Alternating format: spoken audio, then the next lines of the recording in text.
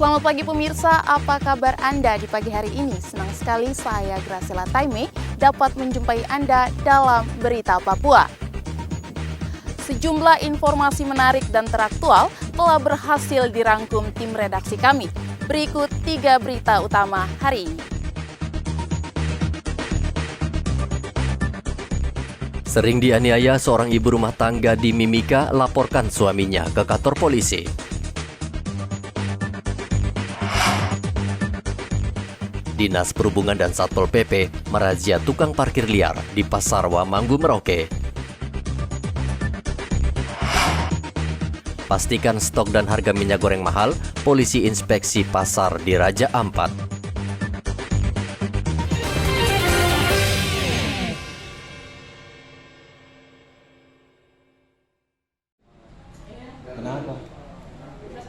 Ima, ibu 2 anak ini sakit hati lalu melaporkan suaminya ke polisi karena ia mengaku kerap dianiaya. Polisi kemudian mendatangi rumah kontrakan pasangan ini di Jalan Kesehatan Mimika. Polisi membawa suami korban ke kantor polisi. Di kantor polisi pelaku mengaku emosi karena istrinya kerap bermain judi sehingga dirinya kalap dan memukul korban. Agar tidak berkepanjangan, polisi tidak memproses pelaku dan kasus ini diselesaikan secara kekeluargaan. Dari Mimika, Papua, Igobat Momolin melaporkan.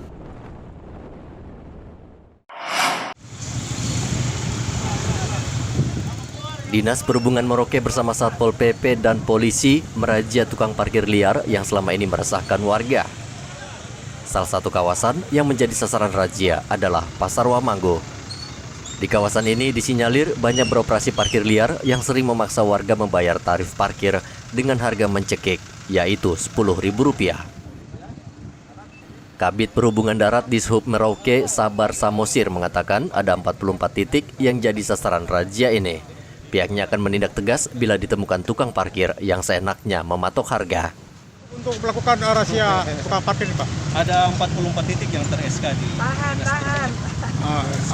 Nah, kira-kira apa saja yang menjadi sasaran razia ini, Pak?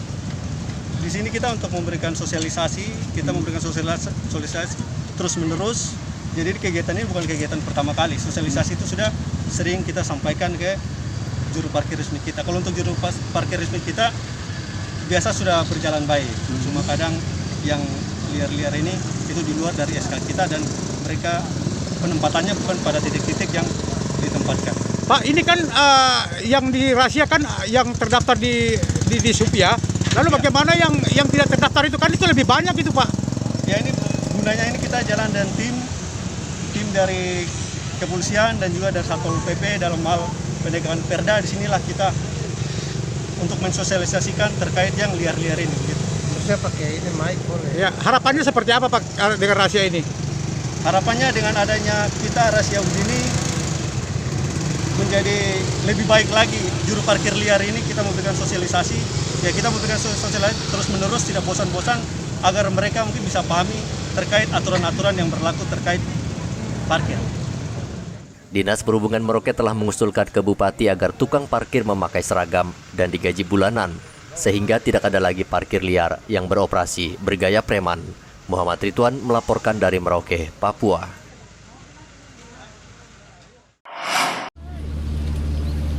Panglima Kodam 17 Cendrawasih akan menindak tegas prajurit jika terindikasi melanggar HAM saat menjalankan tugas. Saat melakukan pertemuan bersama Komnas HAM Republik Indonesia, Maijen Teguh Muji Angkasa mengajak Komnas HAM untuk melihat fakta di lapangan, serta beberapa peristiwa yang pernah terjadi di Papua. Tidak ada hal-hal yang mungkin prinsip yang perlu kita bahas, artinya semuanya isu-isu yang diangkat, baik itu di daerah biasa, di daerah konflik itu adalah isu tentang HAM. Dan tentunya Komnas HAM kita ajak bersama-sama untuk melihat real seperti apa beberapa kejadian-kejadian yang pernah terjadi di Papua ini.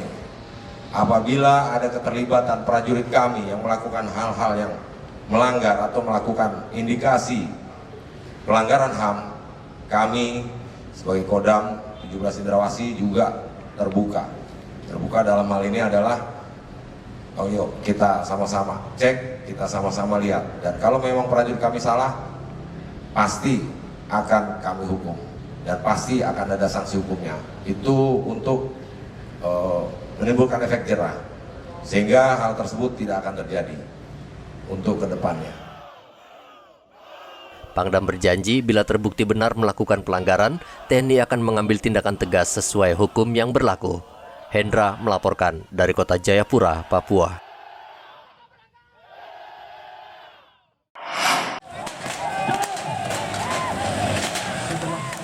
Ratusan polisi menggelar simulasi penanganan unjuk rasa anarkistis di markas Brimob Polda Papua Rabu kemarin. Simulasi menggambarkan penanganan unjuk rasa anarkistis dan penjarahan, serta penanganan kelompok kriminal bersenjata. Simulasi ini diperankan Bintara dan Tamtama Baru yang bergabung di Satuan Brigade Mobil Polda Papua. Latihan penanganan Kamtibmas ini bertujuan mengantisipasi ancaman maupun teror dari kelompok kriminal bersenjata. Kepala Kepolisian Daerah Papua, Irjen Matius Fakiri mengatakan, dengan bertambahnya personel Brimob dapat meningkatkan pelayanan kepada masyarakat dan penegakan hukum secara terukur. Kemampuan Brimob bukan untuk membunuh, tetapi untuk memberikan keadilan, memberikan penegakan hukum di tanah Papua, pelihara kemampuan mereka agar mereka bisa menjadi kebanggaan pimpinan Polri, pimpinan negara, dan khususnya kami di tanah Papua. Bersama para pejabat utama telah melihat apa yang kami tampilkan, yang kurang lebih 2 minggu kalian latih, mantapkan, ditambah lagi pelatihan-pelatihan lain. Saya berharap nanti kita akan memberikan dukungan untuk pembinaan, pemeliharaan kemampuan. Teruslah berlatih dan berlatih sehingga kemampuan Brimob itu terpelihara. Berlomba meraih yang terbaik untuk penugasan kalian di tanah Papua. Fakiri juga mengingatkan kehadiran Brimob bukan untuk membunuh, tapi memberi keadilan dan penegakan hukum bagi para pelaku kejahatan yang mengganggu keamanan di tanah Papua. Hendra melaporkan dari Kota Jayapura, Papua.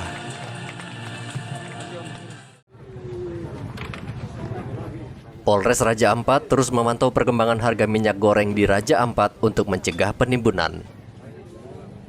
Di pasar tradisional Waisai, Raja Ampat, stok dan harga minyak goreng masih normal. Polisi juga memantau harga minyak goreng dan bahan pokok untuk mencegah pedagang nakal yang menaikkan harga minyak goreng seenaknya.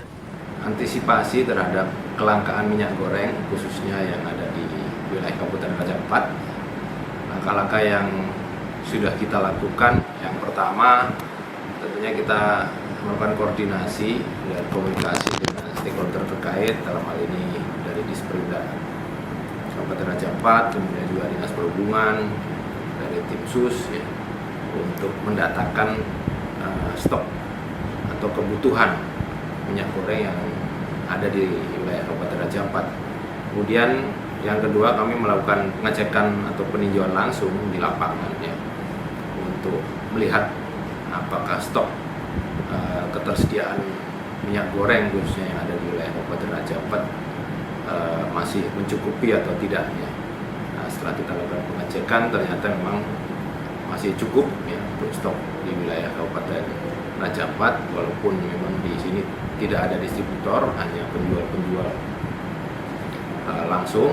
Namun sekali lagi persediaan menjelang sampai akhir Maret atau awal puasa ini masih mencukupi ya, yang mana terdiri dari gabungan fungsi operasional dari Bimas, kemudian dari Reserse Intel ya, Samapta, yang mana tujuannya melakukan kegiatan preemptif, preventif maupun penegakan hukumnya ya. Preemptifnya melalui Babin Kamtibmas, Bimas yang kita mensosialisasikan kepada masyarakat terkait dengan masalah minyak goreng ini ya, jangan sampai mereka panik buying gitu kan, karena memang stoknya cukup, tidak usah khawatir. Kemudian juga menghimbau kalau ada informasi-informasi di lapangan yang ada oknum yang memanfaatkan situasi untuk mencari keuntungan dengan menimbun ya, Nah, ini diharapkan bisa disampaikan kepada kita ya. Kemudian dari Serso Intel juga sama-sama turun ke lapangan untuk memonitor hadir ini, jangan sampai terjadi adanya yang tadi kita sampaikan, penyimpangan-penyimpangan oleh oknum-oknum yang ingin mencari keuntungan dalam situasi seperti ini ya. Namun sampai sekarang belum didapatkan, mudah-mudahan tidak ada. Andi meminta warga tidak panik karena harga dan stok minyak goreng masih aman. Topan melaporkan dari Raja Ampat, Papua Barat. Polres Mimika menaikkan kasus dugaan malpraktik di Rumah Sakit Mitra Masyarakat ke tingkat penyidikan. Kasus dugaan malpraktik sempat menghebohkan Mimika karena menyebabkan pasien meninggal dunia. Satreskrim Polres Mimika akan memeriksa ulang saksi-saksi. Polisi juga tengah berkoordinasi dengan pihak rumah sakit terkait saksi ahli. Sementara pihak rumah sakit berusaha melakukan mediasi dengan keluarga korban. Dugaan tindak pidana malpraktik yang terjadi atas korban, mana sudah meninggal dunia. Kita sudah naikkan dalam status penyidikan. Mari kita sudah penyidikan. Kemudian dari status penyidikan tersebut kita akan melakukan pemeriksaan ulang terhadap seluruh saksi-saksi yang kemarin dilakukan interogasi supaya ada kekuatan hukum. Setelah itu juga koordinasi dengan pihak rumah sakit itu kita sudah lakukan terkait dengan saksi ahli, kita sudah lakukan. Dari pihak rumah sakit dia meminta untuk diadakan pertemuan dengan pihak keluarga, ya, menurut pihak keluarga yang mana akan difasilitasi oleh mereka dari rumah sakit. Kami dari pihak kepolisian tidak, ya, silahkan saja itu jalur mediasi silahkan dilakukan terhadap pihak keluarga dari korban karena itu kan upaya-upaya dilakukan oleh pihak rumah sakit. Namun secara penegakan hukum sementara tetap proses penyidikan tetap berjalan. Dugaan malpraktik terjadi 9 Desember tahun lalu. Seorang pasien di Rumah Sakit Mitra Masyarakat meninggal akibat kain kasa yang tertinggal di dalam perut usai menjalani operasi. Dari Mimika, Papua, Igobat Momolin melaporkan.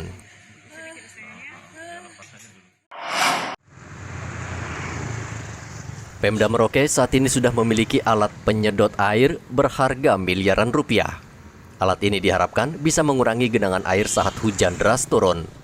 Namun entah kenapa hingga saat ini alat penyedot air tersebut belum digunakan sama sekali dan hanya tersimpan di gudang sejak dibeli pada tahun 2017.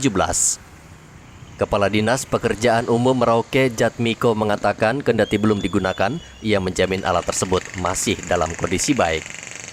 Di gudang kita, nanti kalau tidak percaya nanti ada ke kantor saja. Memang dari tahun berapa ya? 2017 ke 18 itu. 2017. Ya, pengadaan mantannya Kadis. Nah, memang alat itu harus kita tempatkan. Ya, harus ditempatkan di salah satu tempat yang memang kita bisa sedot air dari situ. Tidak bisa dimobilisasi ke sana kemari, tidak bisa. Karena itu besar sekali. Besar sekali. Memang Pak Bupati sudah perintahkan kami untuk coba kita berkomunikasi, diskusi dengan balai, karena ini merupakan aset pemerintah daerah, ya, pemerintah daerah. Jadi kalau bisa itu digunakan oleh balai. Memang sementara kami ada coba untuk berkomunikasi dengan balai. Tapi kondisinya bagus, Pak, ya? Kondisinya bagus ya. Bukan layak lagi, itu belum pernah dipakai. Belum pernah dipakai ya? Iya, belum pernah dipakai. Ada. Dulu nilai berapa itu, Pak, harganya itu? Saya sendiri tidak tahu karena waktu itu bukan saya belum ada. Oh gitu. Tapi ada mesinnya, lengkap semua. Begitu. Dia memang belum pernah difungsikan ya? Belum pernah difungsikan, belum pernah dimanfaatkan. Karena memang harus ditempatkan di tempat yang memang bisa mengakomodir semua aliran air itu kemana gitu. Itu yang masih kita cari. Hujan yang turun Rabu kemarin menyebabkan sejumlah kawasan tergenang air. Salah satunya di SD Budi Mulia, Jalan Prajurit. Tentu tidak ada salahnya pompa penyedot air digunakan daripada mubazir di gudang penyimpanan. Muhammad Ridwan melaporkan dari Merauke, Papua.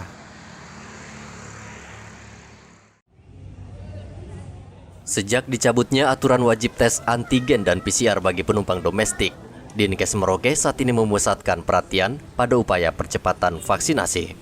Dinkes tidak henti-hentinya menghimbau warga agar tetap melaksanakan protokol kesehatan. Kepala Dinas Kesehatan Merauke Dr. Neville Muskita menilai aturan wajib antigen dan PCR bagi pelaku perjalanan sudah tidak relevan. Sesuai dengan surat edaran dari Satgas Nasional maupun kemudian ditindaklanjuti ada edaran dari Kementerian Perhubungan. Ya kita selanjutnya langsung, jadi tanggal 8 itu tertanggal di surat edarannya, tanggal 9 kita sudah mulai sesuaikan dengan surat edaran tersebut. Lalu kira-kira dengan pencabutan aturan untuk ditiadakannya antigen ini di bandara, lalu gimana kinerja daripada medis untuk melakukan tracing dan lain-lain untuk mengetahui kasus COVID ini, Dok? Saya nggak masalah. Ya, memang menurut saya justru kebijakan itu tepat. Karena dari awal kan saya sudah bilang harus ada perubahan kebijakan, ya terkait dengan orang yang status vaksinasinya belum dengan orang yang sudah vaksinasi bahkan sudah booster misalnya. Kalau perlakuannya sama, pasti orang vaksin dan tidak vaksin sama aja, gitu. Nah, pencegahan penularan seperti sudah saya sampaikan berulang-ulang dan ini mohon diingat terus supaya jangan ditanya bahwa strategi utama pengendalian adalah vaksin dan prokes. Ya. Kenapa menurut saya tes itu juga tidak perlu? Harusnya sudah tidak perlu dan itu menurut saya juga itu kebijakan yang tepat karena sudah dibuktikan bahwa orang kebijakan harus tes PCR antigen pun juga Omikron tetap masuk. Tahu kan masalahnya gimana? Artinya bahwa tidak terlalu efisien dalam rangka mencegah penyebaran kemana-mana, kan gitu. Omikron baru 1 minggu misalnya di Jakarta sudah ini, tiba-tiba kemana-mana sudah. Artinya apa? Kebijakan itu juga tidak menjamin sepenuhnya bahwa orang yang tes dan antigen maupun PCR itu dapat mencegah Omikron kemana-mana, kan gitu, sama aja. Hingga saat ini, warga yang terpapar COVID-19 di Merauke masih terjadi. Namun dalam 2 pekan terakhir, jumlahnya sangat sedikit, rata-rata 2 kasus setiap hari. Papua masih menjadi provinsi dengan capaian vaksinasi terendah se-Indonesia, yakni 36% atau 900.000 warga dari target 2,5 juta warga. Muhammad Ridwan melaporkan dari Merauke, Papua.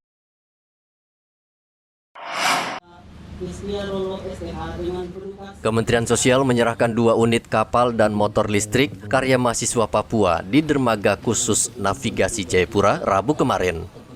Kapal dan motor listrik ini dibuat Kementerian Sosial dengan menggandeng Institut Teknologi 10 November ITS dan Universitas Cendrawasih sebagai kampus berbasis teknologi di Papua. Kementerian Sosial tidak langsung memberikan bantuan kapal tetapi ingin mendayagunakan kemampuan mahasiswa dan juga anak-anak asli Papua untuk membuat kapal sendiri sehingga ada transfer ilmu dari ITS ke mahasiswa Papua. Saat itu mereka tidak percaya diri. Oke, kita akan buat kapal fiber. Mereka seolah-olah tidak percaya. Dan sekarang kita sudah bisa lihat semua bahwa mereka bisa membuat sendiri itu.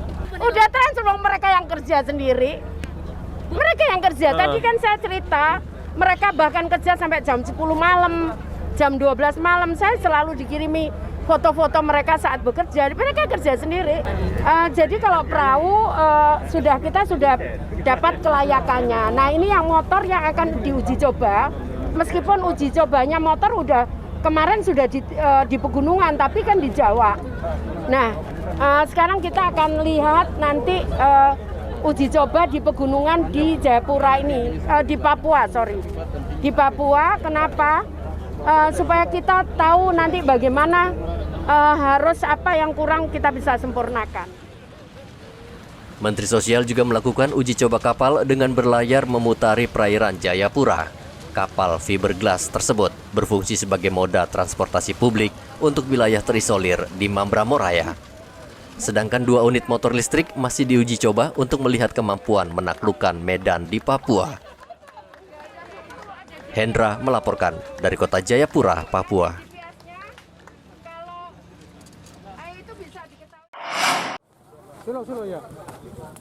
Pemda Merauke bertekad menjadikan tanaman jagung sebagai tanaman unggulan petani selain padi. 5.000 hektar lahan disediakan Pemda untuk dijadikan lahan penanaman jagung di berbagai sentra pertanian seperti kawasan Semangga, tanah miring, kurik, hingga ke Jagebob. Pengembangan jagung lahan khusus di Kabupaten Merauke ini adalah awal swadaya petani. Jagungnya adalah jagung Betras, jagung yang baru diluncurkan Pak Menteri 2 bulan lalu di Jember. Jadi ini jagungnya seperti yang ada di depan kita. Mudah-mudahan bisa memberikan hasil yang baik bagi petani di Merauke. Bapak Bupati, kami sampaikan juga di Merauke kami akan ada alokasi kegiatan jagung untuk mendukung kawasan ekspor itu sekitar 1.500 hektar. Kami sedang meminta lagi tambahan 3.500 sehingga genap 5.000 hektar. Kami harapkan kawasan-kawasan kering ini di wilayah Jagebob, kemudian Muting Ulin dan Legove dapat menjadi sentra pertumbuhan pengembangan jagung. Selain itu, kawasan sentra produksi nanti tetap di musim tanam ketiga akan menanam padi, tetapi tidak dipaksakan, Pak Bupati. Kami usahakan akan masuk tempat-tempat kampung potensial untuk jagung seperti Marga Mulia, Muramsari, kemudian di Tanah Miring ada Yabamaru. Itu bisa kemudian. Bupati Merauke Romanus Mbaraka mengatakan Pemda terus mendorong warga agar meningkatkan penanaman jagung termasuk proses penjualannya. Ini tanam jangan sampai berhenti saja sampai di sini, karena dia barang ini harus jadi uang. Harus masyarakat ini akan lanjut terus. Kalau besok dia tidak jadi uang, itu udah pasti begitu. Jadi ini yang harus diperhatikan dengan baik. Tapi sebagai pemerintah kami juga akan tetap monitor dan fokus untuk hal itu. Kita upayakan teman-teman dari BIN bantu untuk cari off-taker, itu artinya cari orang yang bisa beli gitu. Off-taker artinya begitu dengan bahasa itu. Yoga bahasa bilang off-taker gitu. Harus ada minimal pembeli.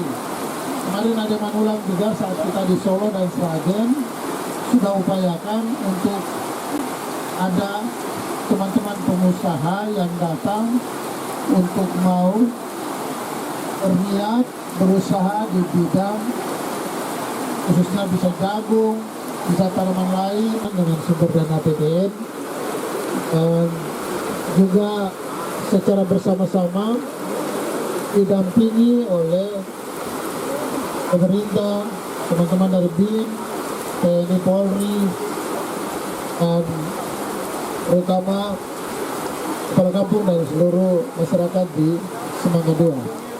Sebagai tahap awal, Pemda telah menyiapkan lahan seluas 2 hektar di kawasan Semangga untuk ditanami jagung jenis Betras. Warga Semangga bersama kelompok pemuda Papua Inspiratif Animha menjadi penggagas diharapkan mampu mendorong warga lain untuk menjadikan jagung sebagai tanaman utama bagi petani. Muhammad Ridwan melaporkan dari Merauke, Papua. Pemirsa, informasi tadi sekaligus mengakhiri jumpa kita dalam Berita Papua. Saya Gracila Taime, mewakili tim kerabat kerja yang bertugas menyampaikan terima kasih, selamat beraktivitas, sampai jumpa. Wanyambe.